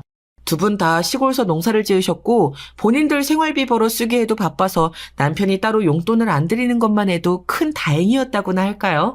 그래서 저와 남편은 남편의 자취방에서 그대로 처음 신혼생활을 하게 되었습니다. 남편의 방은 큰 원룸에 바깥에 부엌이 있는 구조라 살기에 좀 불편했지만 그 집에서도 거의 3, 4년을 버티고 조그마한 아파트로 이사를 했습니다. 그동안에 저는 아이를 낳았고 방 2개짜리 20평대 아파트에 반전세로 살게 되었습니다. 집주인 부부는 지방에 사시면서 서울의 집은 임대로만 사용했기 때문에 착실히 월세만 올려주면 큰 불만 없이 전세 계약을 갱신할 수 있었습니다. 그동안 남편은 전무님 비서에서 사장 비서로 승진을 하게 되었고 저는 여전히 비서과에서 총무일을 담당하는 평사원으로 지내고 있었습니다. 그러나 남편은 사장 비서가 된 후부터 여기저기 지방 출장에 접대 골프까지 사장님과 같이 다니기 시작했습니다. 자연스럽게 저와 딸아이는 집에서 둘만 지낼 수밖에 없었고 딸은 주말마다 딴 데서 자고 오는 아버지의 얼굴을 잊어버릴 정도로 남편의 출장은 잦아졌습니다. 여보, 당신 정말 주말마다 사장님과 같이 지방 출장 다녀오는 거야? 우리 사장님 여자인데. 당신 사장님하고 별일 없는 거 맞지? 어느 날 제가 오랜만에 집에서 쉬는 날이라며 소파에 늘어져 TV를 보고 있는 남편에게 조심스럽게 이야기를 꺼내자 남편은 미간을 찌푸리면서 물었습니다. 무슨 소리야? 우리 사장님 가정 있으신 분이야. 그리고 40대 후반인데 그런 아줌마하고 나를 엮다니 당신 정신이 어떻게 된 거 아니야? 남편은 그때 30대 중반이었으니까요. 아무래도 10살 위에 사장님과 제가 관계를 의심하니 좀 어이가 없었나 봅니다. 그렇지만 제가 그런 말을 한 데에는 저 나름대로 사정이 있었습니다. 남편의 출장 가방에서 와이셔츠를 꺼낼 때마다 여자 향수 냄새가 짙게 배어 있었거든요. 저는 후각에 예민해서 향수를 잘 쓰지 않는데 남편의 옷을 꺼낼 때마다 여자 향수가 배어 있으니 저로선 의심을 할 수밖에 없는 상황이 아니겠습니까? 독자 여러분이라면 의심 안 가시겠어요? 아니야, 잊어버려. 당신 의심한 건 아니고 너무 출장이 잦으니까 내가 좀 예민했어. 미안해. 오늘은 우리 딸 데리고 백화점 가서 외식할까? 나도 어디 좀 나가보고 싶어. 회사 말고 다른 데서 밥 먹은 지가 몇 달이 지났어. 아이, 귀찮은데. 주말에라도 좀 집에서 편히 쉬고 싶구만. 제 볼멘 소리에 남편은 끙 하는 신음소리를 흘리면서 겨우 떨어지지 않는 몸을 일으켜 나갈 준비를 했습니다. 쉬는 날이라도 좀 밖에 나가서 좋은 시간을 보내고 싶었던 저와는 달리 남편은 집에서 아무것도 안 하면서 뒹구는 것을 더 좋아했습니다. 그런 반대되는 성향으로 인해서 저와 남편은 주말이 되면 티격태격 다투기도 많이 했습니다. 대한그룹에서 사장 비서가 된 남편은 점점 탄탄대로를 달리게 되었고 비서과뿐 아니라 다른 과에서도 잘생기고 빈틈없는 비서님으로 명성을 날리고 있었습니다. 그 후부터 남편은 슬그머니 결혼 반지를 빼서 장롱에 넣어두고 출퇴근을 하는 것이었습니다. 저는 밖에서 돌아오는 남편이 결혼 반지를 끼고 있는지 뺐는지까지는 미처 신경을 쓰지 못했는데 첫 아이를 낳은 후부터 남편은 아예 반지를 빼고 사는 것 같았습니다. 2살 터울로 저는 둘째를 가지게 되었고 둘째 역시 딸이었습니다. 애 둘을 낳은 후에는 할 수 없이 집에서 살림과 육아를 담당하게 되었습니다. 제가 육아휴직을 마치고 퇴사하는 날 비서과의 골드미스 여직원들은 속이 후련하다는 표정으로 저에게 한마디씩 하더군요. 어머, 이젠 가정주부의 삶을 살겠네, 희영씨. 그동안 수고했어. 부럽다. 나도 남편이 벌어다주는 돈으로 먹고 사는 게 꿈인데. 이제 희영씨 없으면 우리 비성과 총무는 누가 해줘. 그동안 정말 수고했어, 희영씨. 남편 진우씨는 우리가 잘 보조해줄게. 알았지?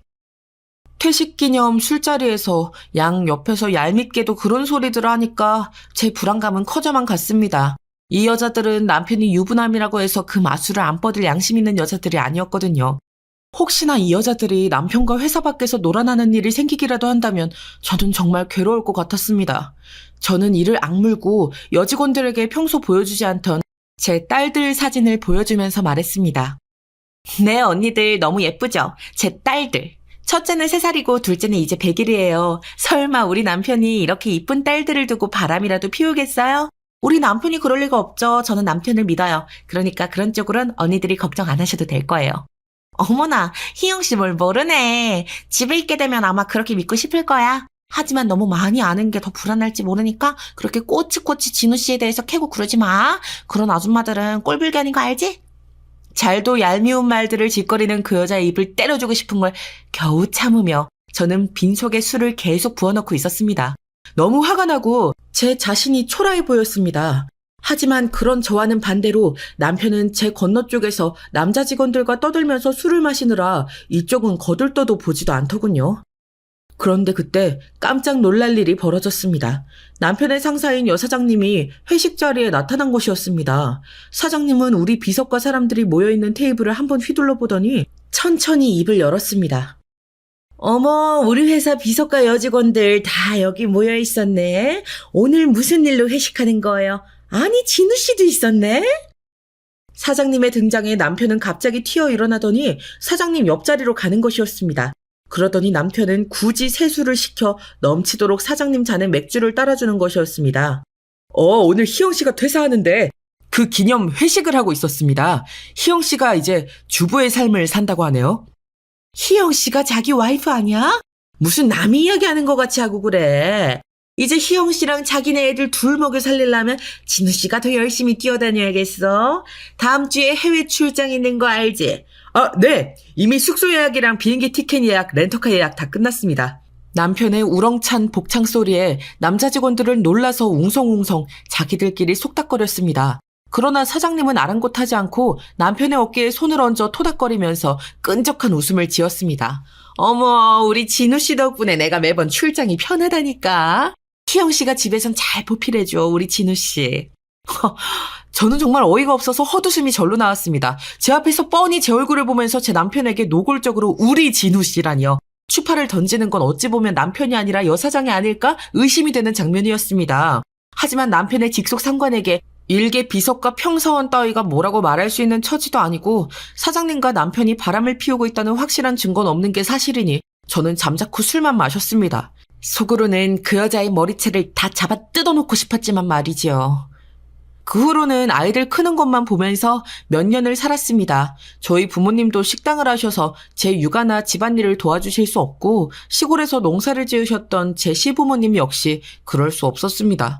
집안 살림과 독방 육아는 생각보다 너무나도 고된 일이었습니다. 첫째를 어린이집에 보내고 나서 둘째를 데리고 조금 숨을 돌릴 수 있을 줄 알았는데 애를 재우고 나도 집안일은 끊임이 없었습니다. 게다가 둘째는 일찍 젖을 못 물려서 제 젖은 말라버리고 분유를 먹였던지라 분유값이며 젖병값 등 돈도 엄청나게 많이 들어갔습니다. 남편이 간간히 특별 보너스를 하면서 1년에 한두 번 가져다주는 돈이 있기는 했지만 아무래도 둘이 벌었을 때보다 드는 돈은 더 많았고 항상 가계부에 펑크가 나기 일쑤였습니다. 여보, 우리 언제쯤 아파트 사서 이사 갈 수 있을까? 요즘 같아선 우리 40 넘어도 그럴 수 있을 것 같지가 않아. 어느 일요일 아무 의욕 없이 TV만 보고 있는 남편에게 저는 푸념하듯이 말했습니다. 애도 둘이고 결혼도 이제 10년이 다 되어가는데 집이 없다니. 내 인생은 이게 뭔가 하는 허무감이 가끔씩 제 뼈를 때리고 지나갔습니다. 그러나 집에 대해서는 남편은 아무 생각이 없어 보였습니다. 내 집 없으면 어때? 요즘 집 사기도 쉽지 않은데. 이렇게 반전세로 살면서 평수만 늘려나가면 되지. 우리 셋째 가질까? 그러면 서울이나 경기도쯤에 아파트 분양받기 쉽잖아. 내 주위에 아줌마들 셋째 낳자마자 신도시 아파트 분양받아서 가던데 나 그거 너무 부럽더라. 응? 됐어. 무슨 집 때문에 애를 셋까지 키우려고 하냐. 청약통장들도 잔금까지 어떻게 치르려고 그래. 저축해둔 거 하나 없으면서. 사실 나 청약통장 부어놓은 거 있어. 그리고 당신이 조금만 더 벌어주면 저축도 할 수 있을 거야. 일단 집을 사면 그 뒤로 대출만 갚으면 우리 집 되는 거잖아. 당신 하우스 푸어라는 말 못 들어봤어? 집 있으면 뭐해? 그 집에 돈 다 집어넣고 집값이라도 떨어지면 아까워서 어떻게 살라 그래? 우리 셋째만 있으면 꼭 다자녀 청약 100% 당첨된단 말이야. 협조 좀 해줘. 이사 다니는 거 당신은 지겹지도 않아? 남편은 저에게 집에 환장했다면서 셋째를 안 가지려고 요리조리 저와의 잠자리를 피했습니다. 하지만 저는 셋째도 집도 포기할 수 없었습니다. 시큰둥한 남편을 어르고 달래서 셋째를 위한 계획에 돌입한 저는 다음에 운 좋게 셋째를 가지게 되었습니다. 시부모님은 아파트가 생긴다 하니 그 아이가 복덩이라며 너무 좋아하셨고 병원에서 뱃속 아기가 아들이라는 말을 듣자 시부모님과 친정부모님은 양쪽 다 너무나 좋아하셨습니다. 저희 친정아버지는 제가 아들을 못 낳아서 시댁 어른들에게 죄송한 마음이라고 하셨습니다. 그리고 시댁 어른들은 남편이 장남의 여동생 하나만 있어서 대가 끊길까 하며 조마조마하셨다고 하더라고요. 단숨에 저는 아기와 집을 다 가지게 된 복덩어리 며느라기가 되었습니다. 양쪽 집안에서 귀여움을 받으며 시댁이나 친정에서 아파트가 당첨되면 중도금까지는 마련해 주시겠다고 하셨습니다. 그렇게 1년 후 아들을 낳고 셋째의 출생신고를 하자마자 저는 여기저기 임장을 다니면서 아파트 분양을 알아보았습니다. 그러다가 당첨이 그렇게도 어렵다는 위례 신도시 아파트 단지에 딱 청약 당첨이 되어버린 것이었습니다. 저는 그날을 잊을 수가 없습니다. 기쁨에 겨워서 저는 남편이 일을 하고 있다는 것도 있고 바로 전화로 당첨 소식을 알렸습니다. 여보, 우리 위례 신도시 청약 됐어. 이제 2년 후면 우리도 아파트 소유자야. 당신 기분 어때? 와, 당신 대단하네. 그래, 까짓것 집 잔금이야. 어떻게든 대출하면 될 거야. 당신 정말 수고했어. 오늘은 외식하자. 처음에는 저를 집에 환장했다고 비난하며 셋째 같기도 마땅치 않아 하던 남편은 막상 아파트 소유자가 되니까 기분이 좋긴 좋았는지 외식을 하자고 자기가 먼저 제안까지 하는 게 아니겠습니까? 저는 전화를 끊고 얼른 아이들을 차에 태워 남편의 회사 근처로 갔습니다. 저는 한 패밀리 레스토랑에 자리를 잡고 남편에게 문자를 보냈습니다. 여보, 여기 회사 앞에 있는 패밀리 레스토랑이야. 오늘 퇴근하면 같이 저녁 먹자고 했잖아. 그러니까 칼퇴근해서 이쪽으로 와. 저는 오랜만에 외식에 들떠서 아이들을 셋이나 데리고도 어디서 그런 힘이 났는지 남편이 오기만을 기다리며 자리를 잡고 앉아 있었습니다. 그러나 4시쯤 되어 돌아온 남편의 답장은 저를 화나게 하기에 충분했습니다. 갑자기 사장님이 저녁에 바이어 만나신다고 해서 나랑 같이 가야겠다고 하네. 미안한데 당신 혼자 애들이랑 저녁 먹고 일찍 집에 들어가.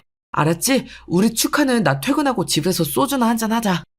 남편의 청천벽력 같은 문자에 저는 너무나 화가 났습니다. 하지만 먼저 남편의 이후 스케줄도 묻지 않고 멋대로 패밀리 레스토랑에 온 건 제가 잘못한 게 분명했기에 남편에게 뭐라고 따지기도 애매했습니다. 그날 저는 눈물을 머금고 그 레스토랑에서 가장 싼 파스타 1인분을 시켜 먹고 돌아올 수밖에 없었습니다. 눈물나게 돈이 아까웠고 남편과 같이 단란한 가족 외식을 할 수 없었던 것에 너무나 큰 실망을 하게 되었습니다. 그날 새벽 12시쯤에 술에 취해 들어온 남편과 저는 대판 싸우고 말았습니다. 작은 일로 다투는 일은 많았지만 그렇게 크게 싸움까지 일어난 적은 거의 처음이었습니다. 당신 어떻게 그럴 수가 있어? 자기 입으로 외식하자고 해놓고 나랑 애들이 그렇게도 우스웠어? 어떻게 일방적으로 약속을 파토내? 남편이 월급쟁이로서 사장님과의 약속이 우선이라는 것을 머리로는 이해했지만 오늘만큼은 가슴에서 받아들이기 너무 힘들었기에 저는 울고 불고 소리를 지르면서 남편의 등을 때렸습니다. 남편은 처음엔 침착하게 저를 달래려 하다가 제가 점점 더 크게 화를 내니까 화가 났는지 제 손목을 강하게 잡고 소리쳤습니다. 회사 일인데 그럼 어떡해? 집안일이 있으니까 사장님에게 저 오늘 야근 못합니다. 그렇게 말해? 그럼 내가 어떻게 그 회사에서 목 안 잘리고 살아남을 수가 있겠어. 다 이것도 당신이랑 애들 생각해서 내가 더러운 꼴도 참고 회사 생활 하는 거잖아? 근데 당신이 이렇게 내 사정을 몰라주면 나도 그냥 그만둬버려? 당신이랑 둘이서 손가락 빨면서 집에서 놀아? 그럼 당신이 그렇게 좋아하는 집 보증금 넣을 수 있겠냐고. 그래도 오늘 하루쯤은 사장님한테 사정 이야기하고 일찍 퇴근할 수 있었잖아. 당신에겐 언제나 회사밖에 없지. 나랑 애들은 그럼 당신한테 뭐야? 무슨 의미가 있어? 그래, 아무 의미 없다. 난 돈만 벌면 되는 거잖아. 나라고 이렇게 살고 싶어서 사는 건 줄 알아? 집도 자기 멋대로 샀으면서 그거 하나 축하 못 해줬다고 남편을 쥐잡듯 잡냐? 저는 더 이상 할 말을 잃고 말았습니다. 청약 당첨이 되었다고 하니 좋아하는 듯 하다가 다시 모든 것이 집을 산 내 탓이라며 저에게 비난을 몰아서 하는 남편이 미워서 견딜 수가 없었습니다. 저는 악에 받쳐서 꺼내면 안 될 말을 하고야 말았습니다. 이럴 바엔 그냥 이혼해? 당신 나랑 그만 살았으면 좋겠지? 아이 셋 키우면서 기껏 집 알아봐서 주택 청약 당첨된 날 이렇게까지 싸워야만 했어? 이렇게 마음 안 맞고 평행선을 달릴 거면 이혼하는 게 낫지 않냐고! 그게 당신 속마음이야?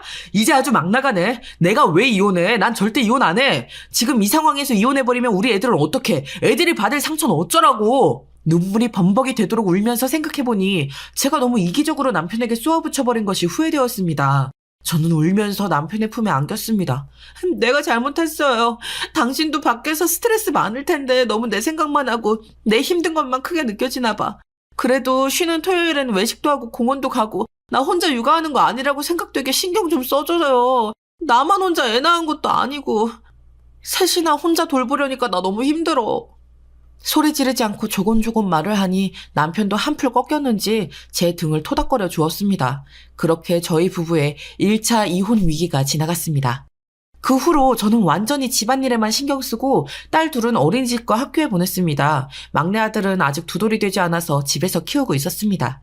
아이 둘을 기관에 보낼 만큼 돈이 있는 게 아니고 아파트 잔금을 치르려면 아직도 모아야 할 돈이 많았기 때문이었습니다.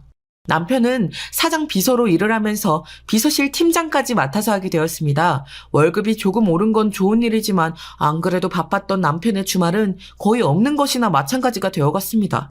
한 달에 한 번 정도만 주말에 집에서 보낼 정도로 남편은 회사 일로 주말 출근까지 강행하게 되었습니다. 그래도 돈을 더 많이 벌어온다는 것에 위안을 삼으며 저는 남편을 거의 회사에 바치다시피 하고 살았습니다. 지금 생각하면 거의 안 들어오는 주말 출근에 의심의 촉을 세웠어야 하는데 애 셋 육아에 피곤해 저런 저로서는 남편의 수상한 행동이나 생활 같은데 크게 신경 쓸 여력이 없었습니다. 그렇게 돈을 모으고 아파트 입주 시기가 되자 우리는 손 없는 날을 잡아 위례신도시 아파트에 이사할 날짜를 잡았습니다. 이사 일주일 전부터 저는 조금씩 집 정리를 하고 버려야 할 것들은 버리면서 착실하게 이사할 준비를 했습니다. 아이들 셋을 건사하면서도 집안일을 게을리한다는 소리는 듣고 싶지 않아서 남편이 없을 때에도 혼자서 이삿짐 센터도 알아보고 당일날 애들 봐줄 보모도 구했습니다. 드디어 내 집에 입주하는 날이 되었습니다. 저는 새벽부터 해야 하는 일들이 많아 잠을 설치고 피곤한 상태에서 애들을 깨웠습니다. 이사하는 날도 남편은 출근해야 한다면서 세상 모르게 자고 있었습니다. 여보, 오늘 일찍 가야 한다면서 이따 7시 반부터 이삿짐 트럭 올 테니까 그 전에 출근 준비 미리 해야지. 벌써 시간이 이렇게 됐어? 오늘은 퇴근할 때 위례신도시에 우리 아파트로 하면 되겠네. 기대된다, 우리 새 아파트. 저는 얼른 남편을 깨워서 밥을 먹이고 애들도 씻기는 등 혼자 이리저리 뛰어다녔습니다. 남편은 일어나기 싫다는 표정으로 제가 싸준 주먹밥을 먹으면서 가방을 들고 출근했습니다. 곧 이삿짐 센터 사람들이 왔고 그들은 거실부터 주방, 안방, 화장실 순서대로 짐들을 파란 플라스틱 상자에 꼼꼼하게 쌌습니다. 드디어 10년간의 반전세 생활에서 벗어나 우리 집이 생긴다는 기쁨에 저는 희망에 부풀어 이삿짐 센터 직원들의 이상한 표정을 눈치채지 못했습니다. 그들은 불길한 눈빛으로 서로를 바라보다가 슬그머니 이삿짐 센터의 직원이 종이 조각 몇 개를 들고 사장에게 가서 말했습니다. 하지만 저는 다른 데 있느라고 그들의 대화를 자세히 듣진 못했습니다. 사장님, 이거 아주머니한테 이야기해야 되는 거 아니에요? 하지마. 괜히 긁어부스럼 만들 필요 없잖아. 오지랖도 적당히 부려. 절대 말하지 마, 알겠어? 그래도 아주머니가 너무 불쌍하잖아요. 글쎄, 하지 말라면 하지 말어. 그들이 귓속말로 소곤거리는 것을 본 제가 이상한 느낌이 들어 이삿짐 센터 직원에게 물었습니다. 사장님, 무슨 얘기 하시는 거예요? 혹시 남편이 숨겨둔 비상금이라도 나왔대요? 제가 웃으면서 농담처럼 말하자 그 직원은 황급히 손살을 치며 말했습니다. 그런 거 아니에요. 아무것도 아닙니다. 사모님, 그럼 출발할게요. 절 따라오세요. 모든 이삿짐을 싣고 나서 트럭은 위례신도시에 우리 새 집으로 출발했고 저는 그 뒤를 따라 차를 몰고 갔습니다. 아이들은 보모와 함께 뒷자리에 타고 있었습니다. 잠실에서 1시간 만에 위례신도시로 진입한 이삿짐 트럭은 얼마 되지 않아 한 대단지 아파트 입구에 섰습니다. 관리 사무실에서 키를 받아서 저는 우리 집 문을 열어주고 센터 직원들은 점심을 먹으러 가셨습니다.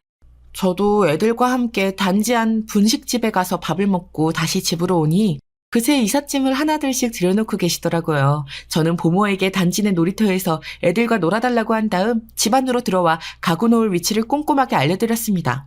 오후 4시쯤 되자 어느 정도 집안에 짐들이 다 들어왔고 거의 자리가 잡혔습니다. 그러자 이삿짐 센터 사장님이 그러시더라고요. 사모님, 그럼 저희들 가보겠습니다. 네, 가볼게요, 사모님. 수고하셨어요. 오늘 정말 감사했습니다. 그리고 두 분은 엘리베이터를 타고 내려가셨는데 젊은 직원 하나가 현관문 앞에서 머뭇거리며 저를 손짓해서 부르더라고요. 무슨 할 말이 있는 것 같았습니다. 왜요? 저한테 무슨 할 말이라도 있으세요? 그 젊은 직원은 괜히 아무것도 없는데 주의를 경계하며 저에게 종이 조각 3장을 넘겨주는 것이었습니다. 사모님, 제가 웬만하면 말 안 하려고 했는데 남편분 책이 꽂인 책장 안에서 이걸 발견했습니다. 이거 보시고 어떻게 하실진 사모님 선택인데요. 그래도 알고 계시는 게 나을 것 같아요. 모르고 지나가면 너무 억울하실 것 같아서요. 이게 뭔데요? 보시면 알아요. 남편분이 밖에서 뭐하고 다니시는지 알게 될 거예요. 그럼 저는 이만 가보겠습니다. 그 직원은 저에게 인사를 꾸벅하고는 얼른 엘리베이터를 타고 내려가 버렸습니다. 저는 그 직원이 준 종이 조각을 폴라로이드 사진인 것을 알게 되었습니다. 그 사진을 본 저의 손은 부들부들 떨렸고 머릿속은 깜깜해졌습니다. 이게 뭐야?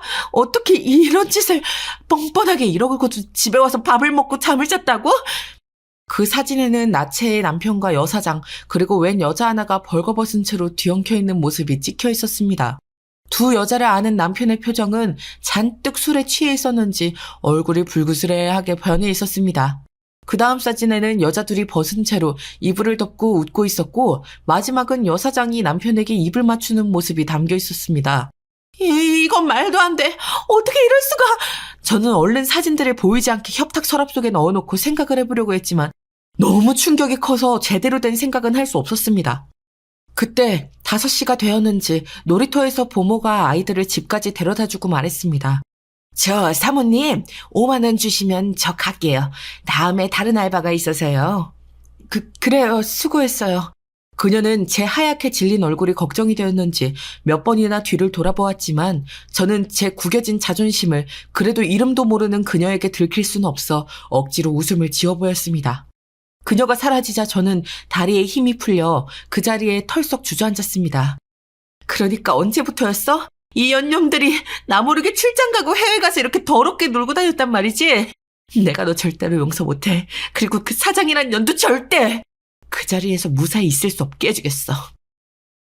저는 남편이 오기 전에 대한그룹의 홈페이지 익명 게시판에 접속을 했습니다. 다행히 홈페이지는 그대로였고 익명 게시판은 상사들의 비방을 담은 몇 개의 새 게시물이 올라가 있었습니다. 제가 퇴사를 하고 나서도 없어지지 않고 활발히 활동하고 있었나 봅니다. 저는 이를 악물고 그 게시판에 남편의 이름을 제목으로 하는 글을 올려놓았습니다. 그리고 첨부 파일로 제 휴대폰에 찍은 그 3장의 폴라로이드 사진을 올렸습니다. 눈을 검은 테이프로 가리긴 했지만 누가 봐도 남편과 여사장임을 직감할 수 있는 그런 수준의 게시물을 올렸습니다.